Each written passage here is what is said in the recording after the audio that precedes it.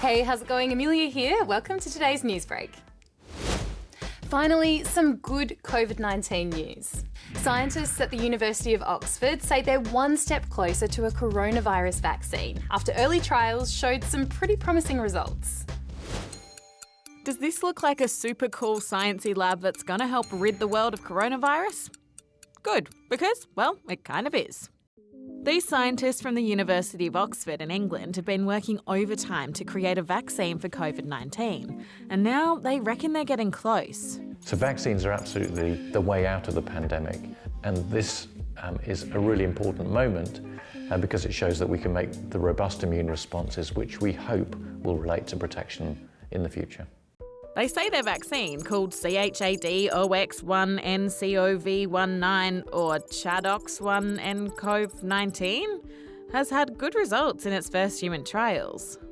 So far, more than 1,000 people have been given the vaccine, and it led them to making antibodies and T cells that can fight the virus.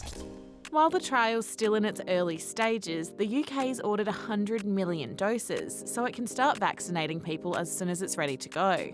That will allow people to get back to normal life, hopefully, after they are vaccinated, so that people come out of lockdown, don't need to wear masks, and economic activity can be restored back to hopefully near normal levels. This isn't the only vaccine being made and tested. 150 potential vaccines are being developed around the world. But the early success of this one is a good sign, and scientists say we could be using it by the end of the year. Scientists say polar bears could become nearly extinct by the end of the century. A new study's found melting sea ice is forcing them onto land for longer periods of time and away from their main source of food, seals. Without deliciously fatty seals to eat, polar bears can't survive, and today there are just 25,000 left in the Arctic.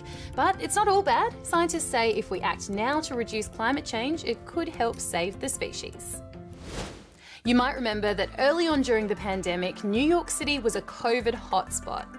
But infection rates have been going down for a while there, and the city's now started phase 4 of its reopening, with tourist attractions like the Statue of Liberty finally opening to the public again. Liberty statue is excellent. It's bad news for T20 fans. The World Cup has been postponed until next year. That and more in sport.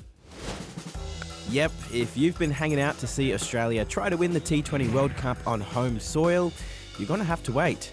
Because of COVID-19, the World Cup won't be played until at least October next year. And while we were meant to host the tournament this time, India was meant to host it in 2021. And that's been pushed back another year too. Still on cricket, and England's had a huge test win over the West Indies to level their series 1-1. And it's mostly thanks to this guy, all-rounder Ben Stokes, who put together a match for the ages. He scored 176 in the first innings and took a wicket, then followed it up with an unbeaten 78 from just 57 balls in the second. England won by 113 runs, and Stokes impressed his captain enough to earn a new nickname. Mr. Incredible, I suppose. I can't really think of a better one. He probably looks a bit like him as well. And finally, surfing fans haven't had a lot to look forward to ever since the World Surf League cancelled its championship tour. But competition's not over just yet, because the league wants you to judge the Wipeout of the Year award. It's nominated 5 best surfing fails. They're all epic, but none of them are pretty. Oof. Are you feeling a little flat and dull? Maybe even monotone? Well, add a splash of joy, a stroke of fun, and a tinge of strange to your day with these colourful creations. This might look like some bizarre, unnatural monstrosity, but it's just one of nature's rare, colourful creatures. The bright yellow turtle was found in a forest in India, and experts reckon it might be an albino mutation of an everyday turtle.